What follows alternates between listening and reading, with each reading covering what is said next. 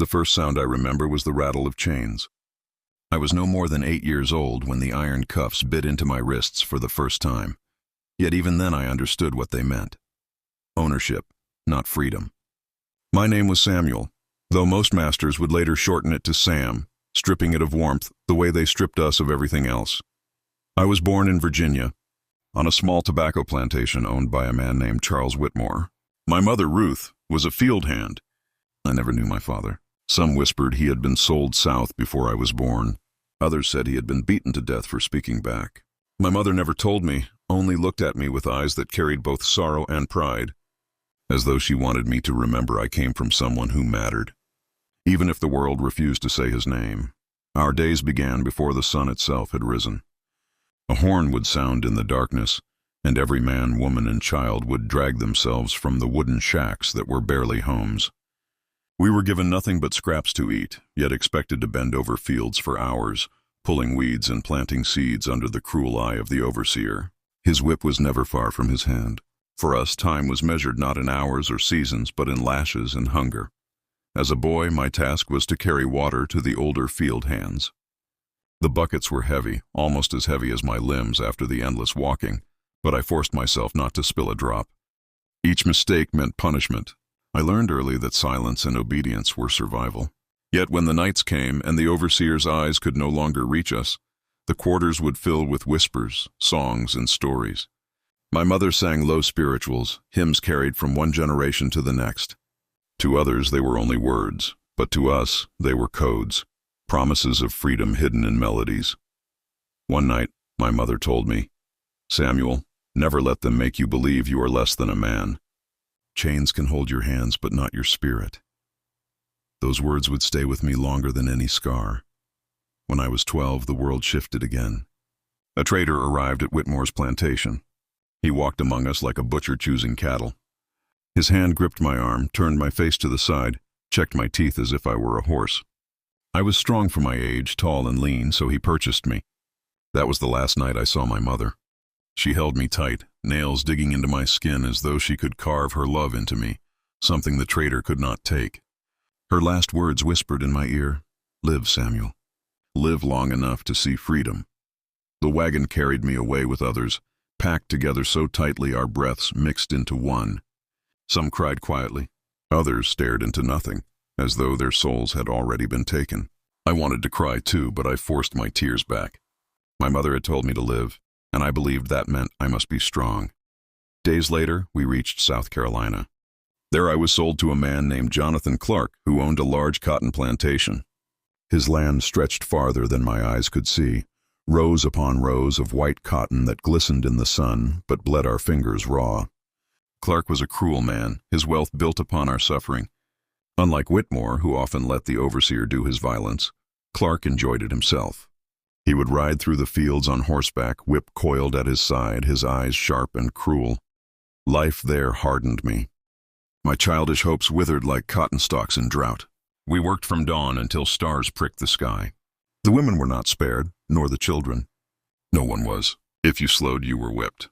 If you resisted, you were beaten. If you ran, dogs were set loose, and if caught, you were made an example before all. Yet even there, sparks of defiance flickered.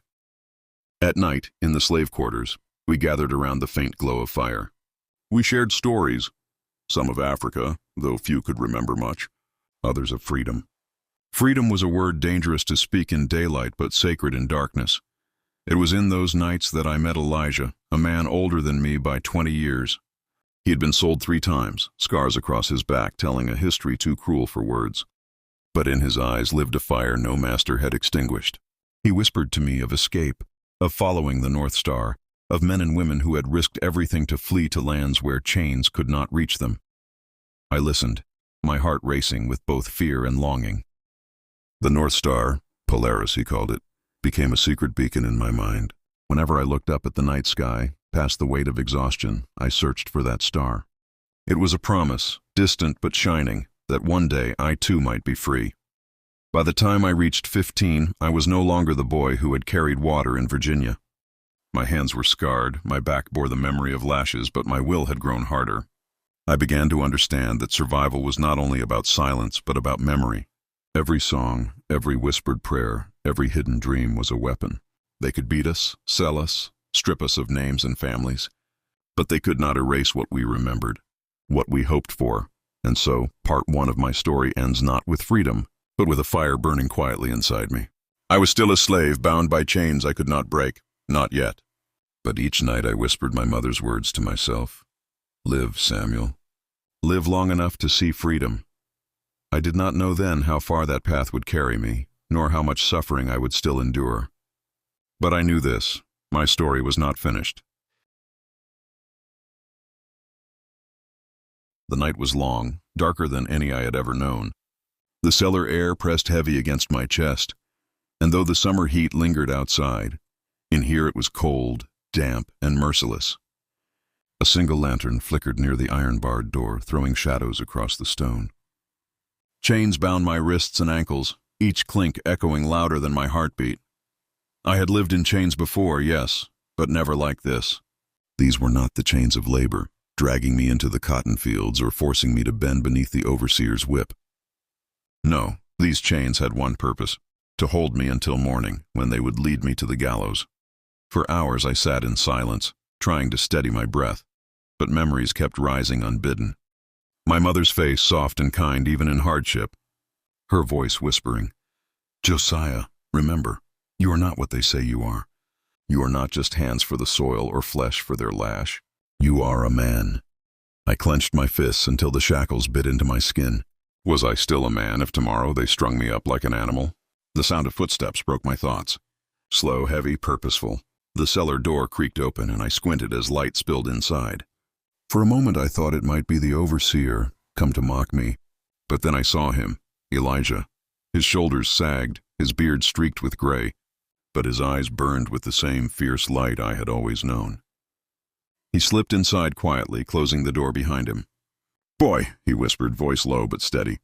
"They mean to make an example of you tomorrow." "I know," I said, my voice raw.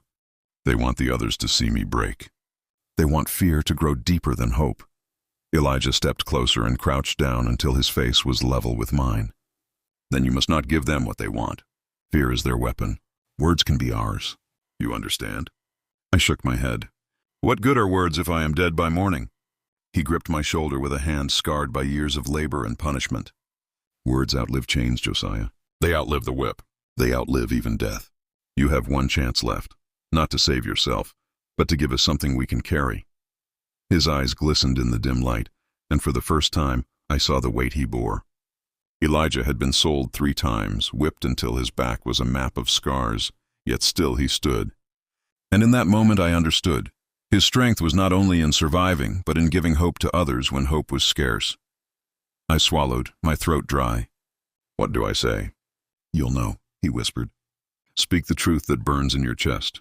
That is all you must do." Before I could answer, the door opened again. My heart leapt, fearing discovery, but it was only a child slipping through, a girl no older than 10. She clutched a ragged doll to her chest, its fabric frayed. Elijah guided her forward gently. "This is Ruth," he said. "Her mama begged me to bring her. She wanted the child to see you, to hear you." The little girl's eyes were wide, not with fear but with something deeper, sorrow mixed with awe. She looked at my chains, then at my face. "They say you tried to run away," she whispered. I nodded. "I did." Her lip trembled. "And now they will hang you?" "Yes," I said, voice steady. "They will hang me.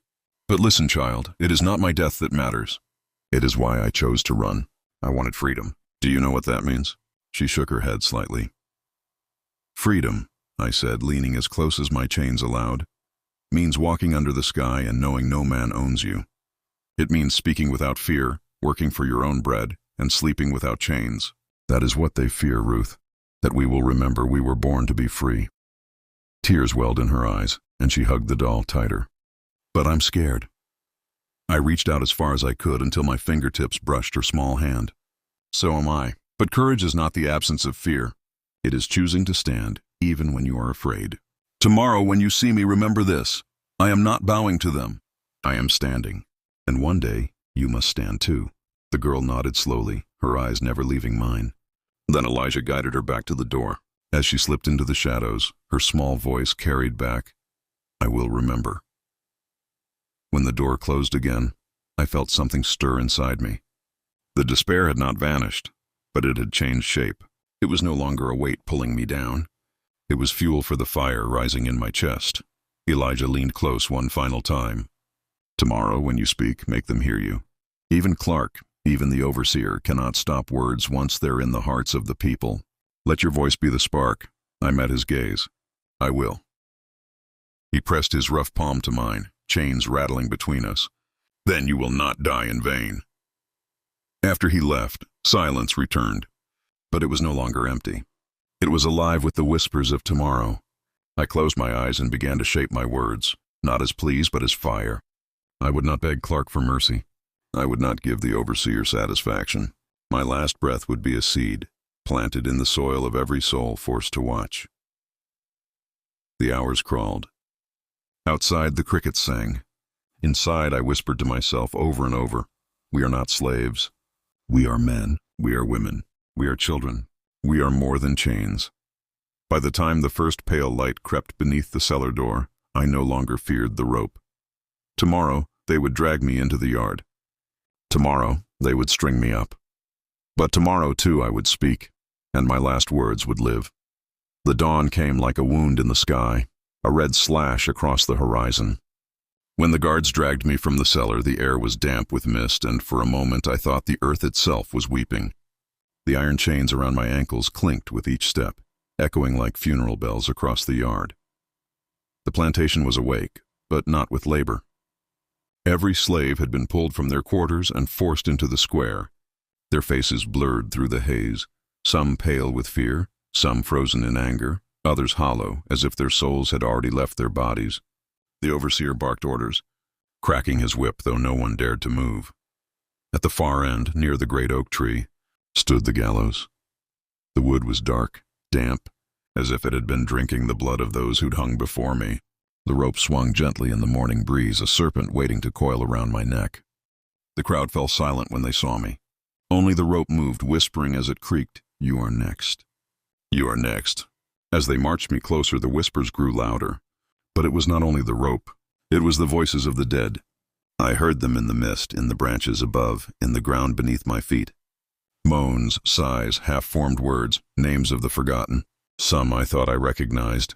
Men and women I had seen dragged away years before, never to return. Now they whispered, urging me on, urging me to speak. Faster! The overseer barked, shoving me forward. His shadow stretched long in the red light, distorted like some grotesque monster. Master Clarke stood on a platform, dressed in his fine coat, polished boots, and a smile that dripped with poison. He raised his hand to silence the murmurs. "This is what comes," he announced, his voice booming, "to those who forget their place. Let this man's fate remind you, obedience is life, rebellion is death." His words fell like cold ash on the crowd. But then something shifted. I saw Ruth, the little girl from the night before, standing between her mother's skirts. Her wide eyes locked on mine. For her, I had to speak. When they shoved me onto the platform, I lifted my head, ignoring the noose dangling just inches from my face. My voice cracked at first, but then it grew, stronger than the chains. "You think killing me will silence us?" I shouted, my words cutting through the morning stillness. But every lash, every chain, every rope only carves the truth deeper. "You may break my body, but you cannot own my soul. You cannot own what was born free." The crowd stirred. Gasps rippled through the slaves. Even some of the white onlookers shifted uncomfortably. The overseer stepped forward, whip in hand, face red with rage. "Shut his mouth!" But before he could strike me, the wind howled through the oak branches. The sound was no longer just the wind. It was a chorus, wailing, screaming. The dead voices rose like a storm. Chains rattled in the air, though no one moved. The rope itself seemed to hiss as it swung wider. Some slaves cried out. Others crossed themselves, whispering prayers. Even Clarke faltered for a moment, glancing at the sky. The red dawn had deepened to a strange, bruised purple, as if the heavens themselves recoiled. I raised my voice louder, riding the storm of whispers. "Do you hear them? The voices you buried, the souls you chained? They are not silent. They are with us. They are watching." The rope cracked against the beam as if in answer. For a heartbeat it looked like shadows gathered around it, twisting into faint shapes, heads, hands, eyes gleaming with anger. The overseer stepped back, pale, but Clarke snarled. "Enough!" he roared. "Hang him now." 2 men grabbed me, forcing the noose around my neck. The hemp scratched my skin, rough as fire, but I did not look at Clarke. I looked at the people, at Ruth, at Elijah, at every broken body that still stood breathing. "Remember this," I cried. "We are not theirs. We are not slaves. And when I fall, know that the earth itself remembers us." "The dead walk with us?" The trapdoor creaked open beneath me, and as I fell, the rope snapped tight. But in that moment, as darkness swallowed me, I felt no fear. I felt wings. I felt the ground trembling. I felt the dead singing, and I knew the horror was no longer mine. It was... The rope still swayed long after my body went still. It groaned against the beam, twisting slowly, a pendulum of death marking time no man could stop. The crowd had been forced to watch every second. They said it was meant to break them, to carve obedience into their bones. But what Master Clarke did not know was that something else had been carved that morning. Fear, yes, but not only in the slaves. The white faces looked uneasy as the sky darkened, though it was still morning. A strange hush lingered in the air, as if even the birds refused to sing. The slaves did not cry aloud. No wails rose. No one collapsed or begged. They only stood silent, eyes fixed on my body swaying from the oak. Their silence was heavier than any scream. Clarke cleared his throat and barked, "Back to work. All of you!" His voice was sharp, but beneath it trembled something brittle. The overseer cracked his whip, yet it sounded weak, empty, like leather striking stone. One by one the slaves turned, returning to the fields. But their steps were slow, their eyes unchanged, still burning with the echo of my last words. That night the wind rose again. The rope creaked, though no one touched it. Some swore they heard it whisper, the sound of a man's breath caught between worlds. The overseer drank himself into a stupor, muttering about shadows beneath the oak. He claimed he saw faces in the mist, hands reaching out from the soil. He swore the dead were walking. By the 3rd night, Clarke ordered the gallows dismantled. He barked that the sight of it unnerved the workers and made a spectacle of rebellion. The wood was torn down, but the oak tree stood, its branches twisted like claws. And no matter what Clarke commanded, no one dared pass it alone after dark. For the slaves, the horror was not in the tree. It was in the silence of the fields. When the overseer's whip cracked, they remembered the voice that had risen against it. When the chains rattled, they remembered the words, "We are not theirs." And when the nights grew long, they whispered my name as if it was still among them. Ruth carried it most of all. The little girl who had watched me speak began to walk the fields whispering those words under her breath. Sometimes she whispered to others, sometimes to herself, "We are not theirs." Each time her voice grew bolder, but the true horror did not belong to them. It belonged to Clarke. He dreamed of the rope each night. He dreamed of the oak weeping blood from its branches. He dreamed of voices screaming in 1,000 tongues, none of which he understood, but all of which accused. By day, he drowned himself in brandy, yet still he felt the cold eyes of the slaves on him, eyes no longer hollow, no longer bowed. One dawn, as he walked the yard, Clarke claimed he heard chains rattling in the mist. When he turned, no one was there, only footprints in the dirt, leading toward the oak. The overseer quit within a month, babbling about the shadow that waits in the fields. He left without wages, without farewell, and never came back. Clarke replaced him, but the new men never stayed long. They said the air was wrong, the nights too restless. Whispers spread beyond the plantation. Some said the land was cursed, that the oak had become a grave marker for all the unburied dead. Others said a man's spirit haunted the fields, refusing to bow, refusing to vanish. But the slaves knew better. They said Josiah had not left them at all, that every time the whip cracked, his voice rose with it, that every time a chain rattled, it carried his words, that in the silence of night, when fear crept like a serpent, his whisper reminded them, "We are not theirs." And though my body rotted beneath the soil, I was more alive than ever. For the true horror was not the gallows, not the oak, not the rope. The true horror was the seed of freedom, and it had been planted. The summer sun rose heavy over the fields, but where once the cotton stretched white and endless, Now strange blight spread across the rows. Leaves turned black at the edges, curling like burnt paper. Flowers refused to bloom. The overseers cursed, whipped harder, demanded faster hands, yet the soil gave nothing but rot. Some whispered it was the weather. Others muttered it was punishment from God. But among the slaves there was only one belief. The land itself had swallowed Josiah's last breath and carried it into its veins.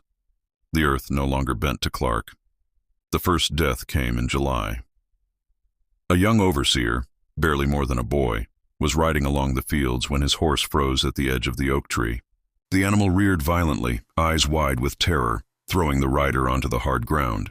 His neck snapped clean, the sound sharp as a whip crack. The horse bolted into the woods and never returned. Some said it was an accident. But others swore they saw chains hanging from the oak that morning, swinging though no wind stirred. Clarke buried the boy in silence. No sermon, no prayer, only a mound of dirt quickly shoveled as if to erase the matter. But the slaves talked, and the whispers grew. The second death was no accident. The new overseer, a cruel man with hands like iron, vanished one night. They found him at dawn near the riverbank, face down in the mud. His body was stiff, eyes wide open, mouth frozen in a scream. Around his neck faint bruises, marks shaped like rope. Yet no rope was found. The slaves said Josiah had come for him. Clarke said nothing. His face grew pale, his hands unsteady, but his voice thundered with forced fury. "Superstitions," he barked. "Lies to poison your minds. Get back to work." But work meant nothing. The soil grew worse. Cotton withered in the bud. Cattle died in their pens, eyes clouded white. At night the winds carried strange sounds, the clink of chains, the shuffle of feet, the hiss of whispered words no one dared to repeat aloud. Ruth heard them most of all. She told her mother she dreamed of Josiah standing beneath the oak, eyes glowing like embers, his voice calling, "Rise, rise, rise!" Her mother hushed her, fearing Clarke's ears, but the whispers spread to the other children, and soon even the elders murmured his name in secret prayers. Clarke grew thinner, hollow-eyed. He paced his house at night, windows shuttered, doors bolted. Servants heard him muttering in his study, pouring brandy until the bottles ran dry. Sometimes he shouted, at no one, at shadows. Sometimes he wept. One night he staggered into the square, half drunk, half mad, screaming at the oak, "You are mine. This land is mine. You cannot take it from me."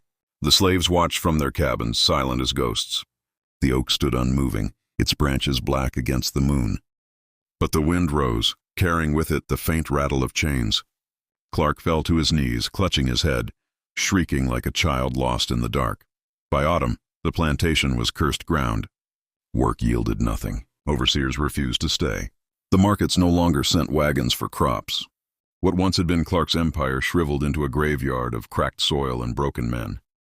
Yet for the slaves, the horror was laced with something else. Hope. They began to meet in secret, not with songs of sorrow, but with whispers of uprising. They spoke of Josiah as if he still walked among them, guiding their steps, sharpening their resolve. His last words were repeated like scripture, "We are not theirs." And though fear still lived in their bones, it no longer ruled them. The true fear now belonged to Clarke. He slept little. He ate less. His skin sagged, his eyes burned red. Some said he was wasting away. Others said he was being eaten from the inside, piece by piece, by the ghosts of those he had broken. One night, Ruth swore she saw him standing beneath the oak, rope in his own hands, muttering as if preparing his own gallows. She said she heard Josiah's voice whispering close. The master must pay his own price. Whether dream or truth, no one knew. But one thing was certain, the plantation was dying, and with it, Clarke. By winter, the plantation was no longer a place of life. The fields stood barren, the cabins groaned in the wind, and the oak loomed like a black sentinel over it all. Its roots reached deep into cursed soil, drinking whispers of the dead. Clarke no longer walked with pride. He stumbled through his halls like a man hunted. His servants abandoned him one by one. Claiming strange noises filled the house at night. Footsteps pacing above empty rooms, doors slamming though no wind stirred, whispers echoing from the walls. But Clarke stayed, clinging to the ruins of his empire. His wealth had drained, his crops had failed, yet his pride chained him more tightly than any iron. He began locking himself inside his study, scribbling frantic notes in ledgers that no longer mattered. The fire in his hearth burned constantly, but still he shivered, sweat pouring down his face. He drank to drown the voices, but the drink only made them louder. At first it was whispers, "You cannot own us. You cannot bury us." Then faces in the flames, eyes in the shadows, hands reaching from the corners of the room. One night, as he stared into his glass of... The nights grew longer, colder, heavier. The moon rarely showed itself now, hiding behind swollen clouds that bled rain and lightning. Each evening, the air grew thick with a stench of rot, as though the land itself was decomposing. Clarke did not sleep anymore. His eyes were hollow pits rimmed with red, his hands trembling as though the very air burned his skin. He stalked the halls of his house with a pistol in one hand and a Bible in the other, muttering broken prayers between curses. But no prayer reached him. The voices followed him everywhere. In the corridors, they whispered his name. In the fields, they chanted in 1,000 tongues. In the oak's black branches, they sang, "You cannot own us. You cannot silence us. You cannot outlive us." And sometimes, through the storm of voices, came one above the rest. Josiah's, "Clarke, your time has come." He would whirl around, pistol raised, but there was never anyone there, only shadows stretching too long, too thin, as if mocking him. The slaves felt the change too. Their fear of Clarke had shriveled. He was no longer master, no longer a god over their lives. He was just a man unraveling, and the more he cursed and raged, the less power his words held. Elijah gathered them at night in the cabins, speaking softly so the wind carried nothing to Clarke's ears. "The land is ours now," he whispered. "His grip has broken. Josiah's voice is in the soil, in the air. It is time we choose." They nodded, their eyes lit not only with anger but with courage. Children like Ruth repeated Josiah's words as if they were scripture. "We are not theirs." And every time she spoke them, even the elders straightened their backs a little higher. Meanwhile, Clarke's nightmares spilled into waking. He saw Josiah's face in the windows. He heard chains dragging across the floor, though no one walked. He tasted blood in the water he drank. The oak tree haunted him worst of all. One night, lightning split the sky, and he swore he saw dozens of bodies hanging from its branches, swaying in the storm, eyes glowing, mouths open in silent screams. He fell to his knees, clutching his head, shrieking like a madman. The slaves, watching from the shadows of their cabins, did not move. They only listened. For every scream Clarke gave, their silence grew stronger. By dawn, Clarke stood at the base of the oak, drenched in rain, mud smeared across his once fine clothes. His pistol was gone, lost somewhere in the storm. His Bible lay torn at his feet. And the rope that had taken Josiah's life, hung from the branch once again, though it had been burned months before. It swayed gently in the wind. Whispering like a serpent, Clarke fell to his knees, staring at it, trembling. "Leave me." He begged the empty air. "I built this. I made this. It is mine." But the voices answered in unison, rising like thunder. "No, it was never yours." The oak groaned, its branches creaking like bones snapping. Clarke screamed, stumbling back toward his house, but the earth seemed to shift beneath him, pulling him toward the tree. Every step was a struggle, as though unseen hands dragged at his ankles. The slaves watched in silence. None moved to help. None spoke. They only watched as the master was dragged by forces he could not see, toward the place where justice waited. The night of shadows had begun, and Clarke was not meant to survive it. The storm had not stopped for 3 days. The sky above the plantation boiled black, thunder groaning like the growl of some buried beast. Rain carved trenches through the fields, carrying away the last remnants of cotton and soil. Clarke had not left his house. His servants were gone, his overseers dead or vanished, and only the slaves remained. But not for him. They worked no longer for his profit. They worked for survival, for one another. The master was a ghost in his own land. On the 4th night, the oak called. Clarke woke in his bed to the sound of chains dragging across the floorboards. At first he thought it another dream, but when he sat up, the sound grew louder. The air in his chamber stank of smoke and wet earth.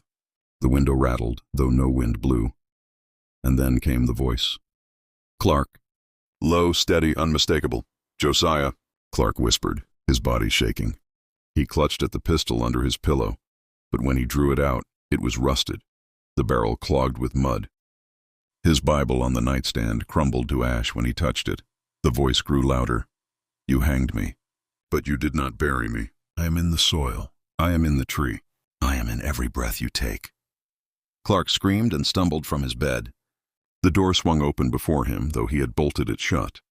Beyond was not the hallway of his house, but the yard. Mud stretched beneath his feet, and there, at the far end of the square, the oak waited. The rope hung ready. He tried to turn back, but unseen hands pushed him forward. His boots sank into the mud with each step, the ground pulling, dragging, urging him on. The slaves emerged from their cabins one by one, their faces pale in the stormlight. They said nothing. They did not move. They only watched. Clarke stumbled to the base of the oak. His hair hung wild, his clothes clung soaked to his body. Lightning lit the tree, and for a heartbeat he saw them all, the dead hanging from its branches. Josiah among them, his eyes burning bright. "You cannot own the living," Josiah's voice thundered, echoing from every branch, every raindrop, every breath of wind. "And you cannot escape the dead." The rope swung toward Clarke, wrapping around his shoulders like a serpent. He clawed at it, shrieking, but the more he fought, the tighter it wound. His knees buckled. His hands trembled. The slaves stepped closer now, their eyes locked on the scene. Ruth clutched her mother's hand, whispering the words Josiah had left her. "We are not theirs." Clarke dropped to his knees, mud splattering across his face. His screams tore into the storm, but no mercy answered. The oak groaned, and the rope rose as if pulled by invisible hands. Clarke's body lifted from the ground, kicking, thrashing. His mouth gaped in a final howl, but the storm drowned it out. And then silence. The master hung where Josiah once had. The rope creaked, swaying gently as the storm rolled back into stillness. The slaves watched, not with fear, but with something sharper: relief, justice, power. For the first time, the oak did not stand as a symbol of their suffering. It stood as the grave of their master. Morning broke over the plantation with a silence no one recognized. The storm had drained the sky, leaving only a pale wash of gray. The fields were ruined, cotton torn and scattered like bones across the mud. But what unsettled the slaves most was not the wreckage. It was the emptiness. The master's body still hung from the oak, swaying gently in the dawn light. No overseer came to bark orders, no whip cracked through the air. For the first time in memory, the yard lay still. Ruth stood at the door of her cabin, her bare feet sinking in the damp soil. Her mother Miriam wrapped a shawl around her shoulders, but her eyes were fixed on the tree. "He's gone," Miriam whispered, though her voice trembled as if she barely believed it herself. From across the yard, old Samuel emerged. His back was bent from years of chains and toil, but his eyes gleamed sharp. He gazed at the oak and spat into the mud. "Not gone," he said. "The ground's got him now, just like it got the rest." The others gathered slowly, men and women, children with thin legs and hungry faces. They circled the yard, staring at Clarke's lifeless form. A man who had once been untouchable, unreachable, was now nothing more than. The body of Master Clarke rotted on the oak for 3 days before anyone dared to cut it down. By then the air itself had grown foul, and the vultures circled endlessly above the plantation. The slaves buried him in a shallow pit behind the fields, not with prayer, not with song, but with silence. The earth swallowed him as it had swallowed countless of their own. When the last shovel of dirt fell, Ruth stood before the mound. The wind carried Josiah's words through her memory. "We are not theirs." She whispered it aloud, and for the first time, the others whispered it back. The plantation no longer belonged to Clarke. It belonged to no man. The cabins that had once been prisons became shelters. The fields, ruined and broken, became open ground.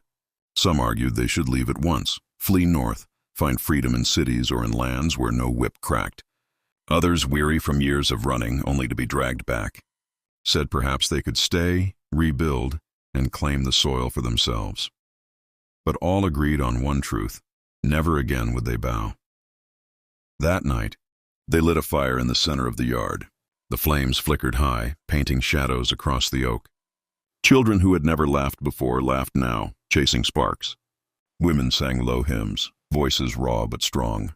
Men sat in silence, staring into the flames, their eyes heavy with memories but brighter than they had ever been.